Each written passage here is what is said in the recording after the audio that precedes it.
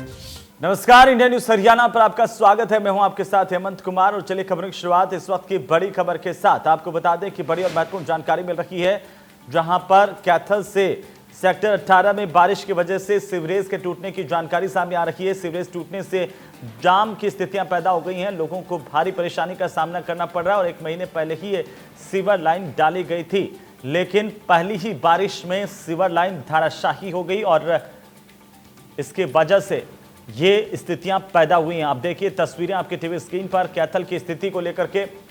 कैथल में मूसलाधार बारिश से निगम के दावों की पोल खुल करके सामने आ गई है। मानसून की शुरुआत में जैसे ही बारिश हुई वैसे ही पता चल गया कि निगम ने पूरे साल कितना काम किया और मानसून को लेकर के क्या कुछ तैयारियां की गई थी। इसका ताजा उदाहरण सामने आया कैथल के सेक्टर 18 में जींद रोड से, जहां पर एक महीने पहले डाला गया सीवरेज बारिश के चलते टूट गया। घटिया सामग्री का इस्तेमाल करके इस सीवरेज को बनाया गया था। बारिश में ऐसे ये धाराशाही हो गया जैसे कि सीवरेज डाला ही नहीं गया था। सीवरेज टूटा तो सड़क पर जाम भी लग गया और जाम लगने और सीवरेज टूटने की सूचना मिलने के बाद नायब तहसीलदार मौके पर पहुंचे, बैरिकेडिंग करवाई गई ताकि कोई गिरे नहीं। सड़क के बीचों बीच सीवरेज टूटने से लोगों को परेशानी का सामना करना पड़ा। कई इलाकों में जल जमाव हो गया और बारिश की वजह से कई रास्तों पर पानी भर गया, जिससे आम आवाजाही में लोगों को परेशानी का सामना करना पड़ा। सूचना मिली, रात को बारिश हुई थी। सुबह सूचना मिली कि जींद भाई पास पे 1 महीने या 1.5 महीने पहले सीवर डाला गया था और उस वो रोड डैमेज हो गया। इसकी सूचना जिला प्रशासन को ने PWD बिल्डर डिपार्टमेंट को दे दी। वो जल्द ही आज इस समस्या का निदान कर दिया जाएगा।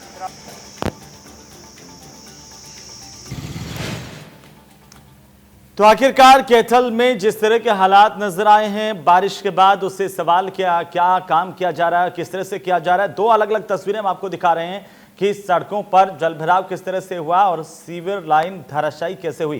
कैथल में हुई मूसलाधार बारिश से सड़कों और गलियों में पानी भर गया, जिससे आने जाने वालों को परेशानी का सामना करना पड़ा। आपको बता दें कि निगम ने मानसून से पहले नालों की सफाई करवाई, जिससे बारिश से नालों में पानी भरकर ओवरफ्लो हुआ और सड़कें गलियां पानी से लबालब हो गई। इसी से अंदाजा इस बात का लगाया जा सकता है कि अभी मानसून की शुरुआत ही में ही अगर नाले ओवरफ्लो हो गए तो आखिरकार जब तेज बारिश होगी, ज्यादा बारिश होगी, तो हालात कैथल के किस तरह के होंगे। सड़कों और गलियों में जलभराव की स्थितियां पैदा होने से आम लोगों को परेशानी का सामना करना पड़ा। सड़कों पर जलभराव की पहली तस्वीर और उसके बाद दूसरी तस्वीर कि पहली बारिश में ही सीवर लाइन कैसे दम तोड़ गई। उसके बाद सड़क के बीचों बीच गड्ढा हो गया और सीवर लाइन धाराशायी हो गई। इसे लेकर के अब सवाल उठ रहे हैं, क्या सीवर लाइन के बनाने के दौरान अनियमितताएं बरती गई, क्या किसी तरह से घटिया सामग्री का इस्तेमाल हुआ, सही तरीके से पूरे ध्यान से काम नहीं हुआ, इसकी वजह से ये स्थितियां पैदा हुई।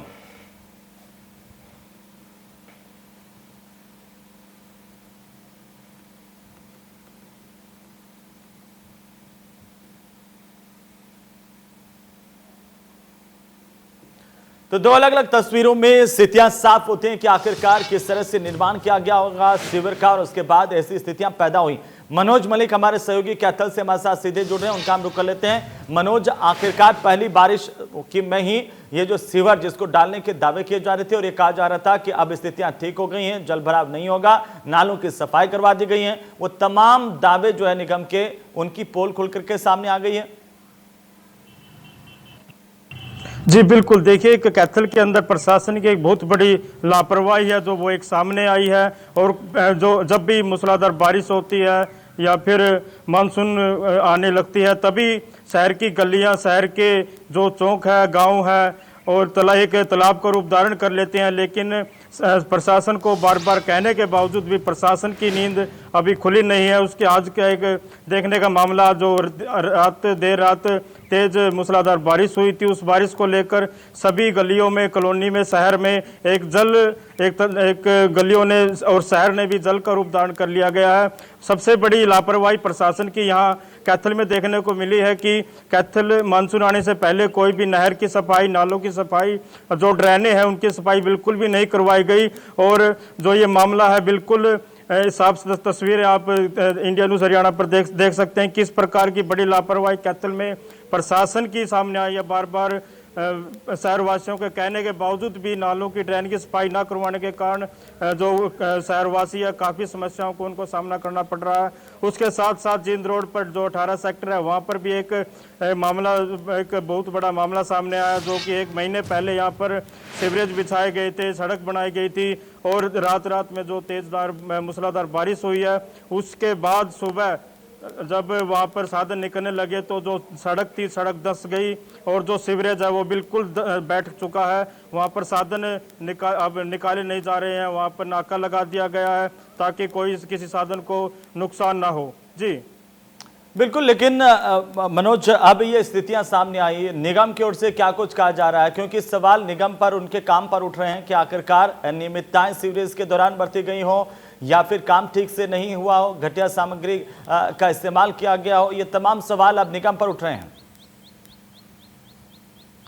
जी बिल्कुल, देखिए जब इस बारे में निगम जो पानी की निकासी को लेकर या जो मानसून आने वाला था इसको लेकर 2 दिन पहले उनसे बातचीत भी की गई थी। निगम जो ईओ है उनसे, अशोक से बातचीत भी की गई थी, लेकिन उन्होंने बातचीत में कोई गहरा जवाब नहीं दिया और ना ही कोई एक जो सुझाव देना चाहिए था काम को लेकर, सफाई को लेकर कोई विचार वो रख नहीं पाए थे। उसके बावजूद जो जिला उपायुक्त है उनसे बातचीत की गई थी, उन्होंने इसके लिए उनको बोला भी गया था, लेकिन उसके बावजूद भी अब भी कोई भी जो नगर निगम के द्वारा कार्रवाई लागू नहीं की गई है और कोई भी जो नगर परिषद है, नगर निगम है, वहाँ पर जितने भी अधिकारी है वो बिल्कुल नाकामयाब सामने नजर आ रहे हैं। जी लेकिन मनोज, अब क्या कोई कार्रवाई इस पर होगी? क्योंकि अब ये साफ हो गया कि आखिरकार निगम ने साल भर क्या किया, क्योंकि हर बार बारिश में इसी तरह की स्थितियां पैदा होती हैं।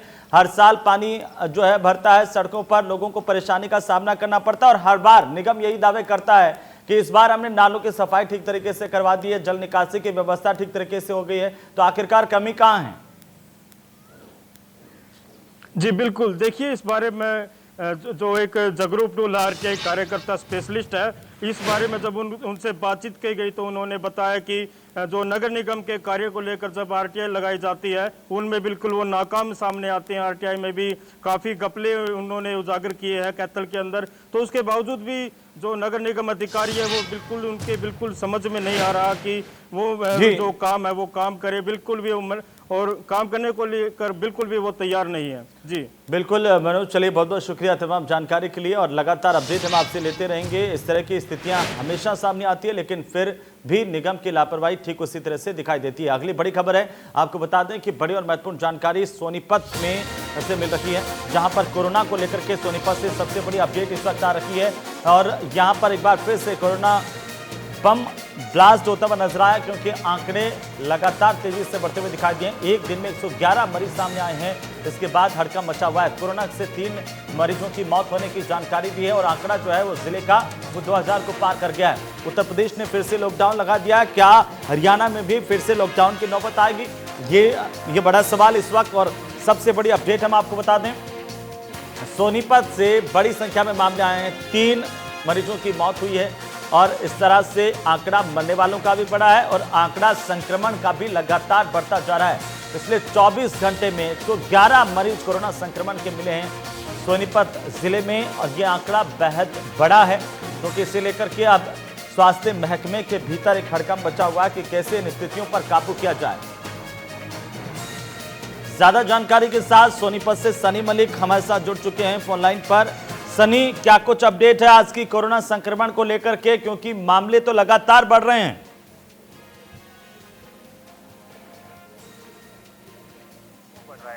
पिछले 24 घंटे की अगर जो हम बात करें तो 111 जो नए मामले कोरोना पॉजिटिव के सामने आए हैं, जिसके बाद सोनीपत स्वास्थ्य विभाग की चिंताएं हैं वो बढ़ रही हैं, क्योंकि जैसे जैसे कोरोना पॉजिटिव के नए नए मरीज आ रहे हैं उसके साथ साथ जो मौत का ग्राफ है वो बढ़ रहा है। कल 3 मौत भी कोरोना संक्रमित मरीजों की हुई, जिसके बाद सोनीपत में मौत का जो आंकड़ा है वो 24 पर पहुंच गया और 2000 के पार अब जब कोरोना संक्रमित जो मरीज हैं वो पहुंच गए। तो सोनीपत प्रशासन उन एरिया में कंटेनमेंट एरिया है या बफर जोन में वहाँ सैंपलिंग रेट है वो बढ़ा रहे हैं, ताकि जितने भी कोरोना संक्रमण के जितने भी केस हैं उनको नोटिफाई की जाए और उनको होम आइसोलेशन में या फिर क्वारंटाइन सेंटर में भर्ती किया जाए, ताकि कोरोना का संक्रमण और सोनीपत में ना फैल सके। जी ये बात बिल्कुल, लेकिन अब जिस तरह से अचानक से ये 111 मामले जिले भर से आए हैं, एक बड़ी तादाद इन आंकड़ों की, अचानक से मामले ज्यादा बढ़े हैं, ऐसे में क्या कुछ एहतियात जो है वो सोनीपत में अब बरते जा रहे हैं स्वास्थ्य महकमे की ओर से? जी हम जिस तरह से 111 नए मामले सामने आए वो सोनीपत के अलग अलग क्षेत्रों से हैं, जो अधिकतर जो मामले हैं वो ग्रामीण क्षेत्र से सामने आ रहे हैं। तो सोनीपत प्रशासन और ग्रामीण क्षेत्र में जो सैंपलिंग रेट है वो बढ़ा है। अब हर रोज लगभग 1500 के आसपास जो सैंपल है वो कोरोना टेस्ट के लिए जा रहे हैं, ताकि कोविड को फैलने से कम रोका जा सके। और उसके अलावा जो दिल्ली बॉर्डर की बात करें, उस वहाँ पर एक 2 से 3 टीमें हैं वो स्क्रीनिंग कर रही है, ताकि कोरोना के दिल्ली से सोनीपत में फैल रहा है उसको रोका जा सके। बिल्कुल, चलिए बहुत बहुत शुक्रिया सनी तमाम जानकारी के लिए। तो 111 मरीज नए मिले हैं और 2000 से पार आंकड़ा पहुंचता हुआ नजर आ रहा है। आगे बढ़ेंगे, यमुनानगर से खबर है जहां पर जिला जेल में कैदियों से मोबाइल मिलने का सिलसिला लगातार जारी है और जेल में हुई छापेमारी में कैदियों से 2 मोबाइल और चार्जर बरामद किए गए हैं। जानकारी के मुताबिक जिन कैदियों से मोबाइल मिले हैं वो सभी गंभीर अपराधों में शामिल रहे। इससे पहले जब नए जेल अधीक्षक ने पदभार संभाला था तो जेल में सर्च ऑपरेशन चलाया गया, जिसमें कैदियों से 11 मोबाइल मिले थे। इस बारे में जेल अधीक्षक का कहना है कि वो किसी भी कीमत पर जेल में मोबाइल और नशा नहीं रहने देंगे।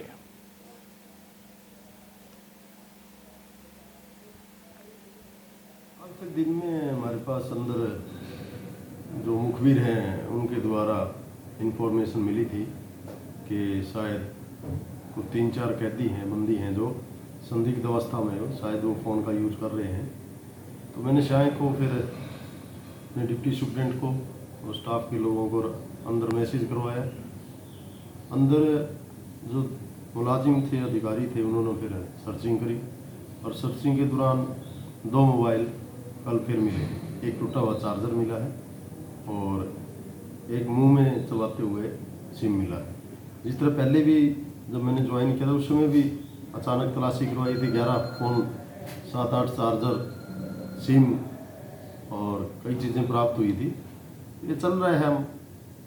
मुझे अभी भी अंदर से इंफॉर्मेशन यही मिल रही है कि कुछ इन्होंने घबरा के उसके ये चीज़ें जो है तो वहीं नारनौंद के टैगोर सीनियर सेकेंडरी स्कूल की रिश्ता 10वीं बोर्ड मेरिट में पहले नंबर पर रही हैं। दूसरे स्थान पर 3 छात्राओं ने परचम लहराया। उमा, कल्पना और स्नेहा नारनौंद ने 499 अंक हासिल किए हैं। पहले नंबर पर ऋषिता ने 500 में से 500 नंबर हासिल कर पहला स्थान अर्जित किया है। 10वीं बोर्ड का रिजल्ट जारी कर दिया गया, जिसमें 64% से ज्यादा बच्चे पास हुए हैं। तो 10वीं बोर्ड के रिजल्ट के बाद मुख्यमंत्री ने भी जो सफल हुए छात्र छात्राएं उनको अपनी शुभकामनाएं दी है, बधाई दी है और पहली तस्वीर जो है बेटियों ने फिर से बाजी मारी है और इसके बाद उत्साह का माहौल है। उन तमाम स्टूडेंट्स के घरों पर जो टॉपर रहे हैं, मुख्यमंत्री मनोहर लाल ने भी सभी छात्र छात्राओं को बधाई दी है 10वीं कक्षा में उत्तीर्ण करने पर।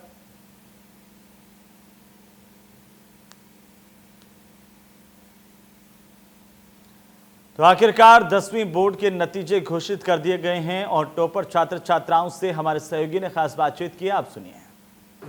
हरियाणा विद्यालय शिक्षा बोर्ड का आज जो 10वीं का रिजल्ट आया है उसमें Tagore senior secondary school Narnaund की 4 बच्चियां जिसमें फर्स्ट, सेकंड व थर्ड पोजीशन प्राप्त की है। आइए हम उन्हीं बच्चियों से आज बात करते हैं।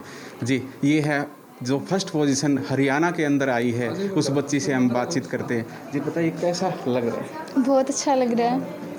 तो इसमें किसका योगदान ज़्यादा है? स्टाफ कैसी पढ़ाई थी, कैसा दिनचर्या कैसा? सर काफ़ी अच्छा स्टाफ है टैगोर सीनियर सेकेंडरी स्कूल का, तो काफ़ी हमारा भी हमारी मेहनत भी थोड़ा कंट्रीब्यूट करती है एटलीस्ट, और स्टाफ का भी काफ़ी ज़्यादा कंट्रीब्यूशन है। पेरेंट्स भी मोटिवेटेड रहे हमेशा, हमारे पेरेंट्स का भी काफ़ी ज़्यादा कंट्रीब्यूशन है। पढ़ाई का कैसा शेड्यूल रहता था? ज़्यादा शेड्यूल पढ़ाई नहीं थी मेरी, हमेशा ही जैसे जो स्कूल से जाने के बाद 4 to 5 आवर्स या जितने घंटे में भी मेरा काम ख़त्म होता था, मतलब कोई ऐसे मैंने काउंट नहीं कर रखा था कितने आवर्स हैं। सिंपल मैं पढ़ती जाती थी या फिर काम जल्दी ख़त्म हो जाता था तो जल्दी उठ भी जाती थी। और एग्ज़ाम आवर्स में तो थोड़ा 6 to 8 आवर्स रही थी। तो आगे क्या लक्ष्य है? डॉक्टर ही बनना चाहती हूँ मैं। जी, ये तीनों लड़कियां और जो आप साथ में दिखाई दे रही हैं ये भी सेकंड पोजीशन की है। जी बताइए कैसा लग रहा है? क्या नाम है? नाम बताओ। मेरा नाम उमा है। ये कौन सी पोजीशन आई है? सेकंड आई है। तो कैसा लग रहा है? अच्छा लग रहा है, काफ़ी अच्छा लग रहा है। तो इसका श्रेय किसको देते हैं? मेरे गार्डियंस को और खुद को भी तो पढ़ाई का शेड्यूल कैसा रहता है? पढ़ाई मतलब मैंने ये सोच के पढ़ा नहीं कभी कैसे ये सब्जेक्ट पढ़ रहे हैं, तो काफ़ी मुझे सब्जेक्ट ही काफ़ी अच्छे लगते थे। एसएस मुझे 10th तक काफ़ी अच्छा लगता था। अब मुझे साइंस में काफ़ी इंटरेस्ट आ रहा है और मुझे सारे सब्जेक्ट अच्छे लगते थे। इंग्लिश भी काफ़ी अच्छा लगता था। जी बेटा क्या नाम है? कल्पना। तो कौन सी पोजीशन आई है? सेकंड पोजीशन आई है। तो कैसा महसूस कर रहे हैं? बहुत अच्छा लग रहा है। तो आगे क्या लक्ष्य है आपका? मुझे डॉक्टर बनना है। तो स्कूल टीचर का या स्कूल स्टाफ का? हाँ, सबका, पेरेंट्स का, हमारे फैमिली मेम्बर्स का और खासकर तो टीचर्स का, सबका बहुत ज़्यादा सपोर्ट मिला। तो आगे क्या लक्ष्य रहेगा? मेडिकल लेके डॉक्टर बनना है। हाँ। क्या नाम है? मेरा नाम हिमांशी है। तो कौन सी पोजीशन आई है? 3rd position. तो जो 3rd पोजीशन पूरे हरियाणा के अंदर आई है, इसमें आपने कैसे मेहनत की कि आप 3rd पोजीशन पर पहुंचे? मैंने रेगुलर स्टडीज़ की थी और एग्ज़ाम में थोड़ा ज़्यादा कंसंट्रेट किया था पढ़ाई पे। तो आगे क्या लक्ष्य रहेगा? मेडिकल लेके डॉक्टर बनना है। जी, ये थी हमारी टैगोर सीनियर सेकेंडरी की 4 लड़कियां जो कि पूरे हरियाणा के अंदर 1st, 2nd व 3rd पोजीशन पे आई हैं। हरकेश जांगड़ा, इंडिया न्यूज़, नार। वहीं गुरुग्राम के मेदांता अस्पताल में कोरोना संक्रमित मरीज को 28 लाख का बिल थमाने के चलते स्वास्थ्य विभाग ने कारण बताओ नोटिस जारी किया। अस्पताल ने 40 दिन के लिए मरीजों को 28,76,000 रुपये बिल दिया। मरीज के परिजनों ने कहा कि इलाज के दौरान 17 लाख का बिल जमा कर चुके हैं, लेकिन उसके बावजूद भी मरीज को डिस्चार्ज नहीं किया जा रहा है। दरअसल गुरुग्राम के सेक्टर 38 में मौजूद मशहूर मेदांता अस्पताल में एक महिला को सीने में दर्द के चलते 1 जून को एडमिट किया गया था और इसके बाद उन्हें आईसीयू के वेंटिलेटर पर रखा गया। अब परिवार ने अस्पताल के कारनामे पर सवाल खड़े किए हैं। 28 लाख रुपए का इलाज को लेकर के अब अस्पताल को नोटिस दिया गया है, क्योंकि सरकार की ओर से निजी अस्पतालों को एक सीमा तय की गई थी कि उनकी मनमानी नहीं चलेगी।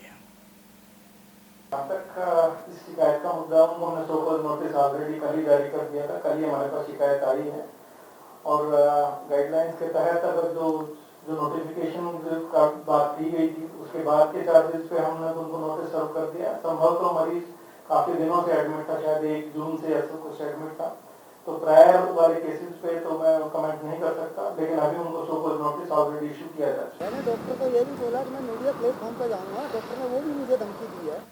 तो वहीं भिवानी में एक शख्स की पिटाई का वीडियो सोशल मीडिया पर जमकर वायरल हो रहा है। वीडियो में कुछ लोग एक शख्स को लाठी डंडों से पीट रहे हैं। जानकारी के मुताबिक ये वीडियो बिधवान गांव का है और करीब 2 महीने पुराना है, जिसमें 2 शराब के ठेकेदारों के बीच हुए विवाद के बाद एक पक्ष ने दूसरे पक्ष पर हमला किया। इस शख्स की पिटाई की बेरहमी से इसकी पिटाई का वीडियो लगातार वायरल हुआ है। वीडियो वायरल होने के बाद पुलिस को इसकी शिकायत मिली। इसके आधार पर पुलिस ने आरोपियों के खिलाफ मामला दर्ज किया, लेकिन अभी तक इन आरोपियों की गिरफ्तारी की खबर नहीं है। आप इन तस्वीरों को देखिए कि किस तरह से इनकी गुंडई सरेआम और कैसे बेरहमी के साथ, बर्बरता के साथ इस अकेले युवक से मारपीट की गई। ये चिल्लाता रहा, कहराता रहा, हाथ जोड़ता रहा, लेकिन दरिंदे इसको मारते रहे और गालियां देते रहे। अब ये वीडियो जो है वो सोशल मीडिया में है, सबके सामने है और इसके बाद इस बात को लेकर के सवाल है कि भिवानी में क्या पुलिस का जरा भी खौफ बदमाशों में नहीं बचा है? क्या गुंडा किस्म के लोग अपनी मनमानी पर इस तरह उतर आए हैं कि उन्हें लगता है कि पुलिस उनका कुछ नहीं बिगाड़ सकती? भिवानी पुलिस पर भी सवाल है कि जब ये तस्वीरें सामने आई है और इसके बाद आखिरकार गिरफ्तारी क्यों नहीं हुई है? आप इन गुंडों को देखिए, इन बदमाशों को देखिए कि कैसे लाठियों से एक युवक पर वार कर रहे हैं, उसके साथ मारपीट कर रहे हैं।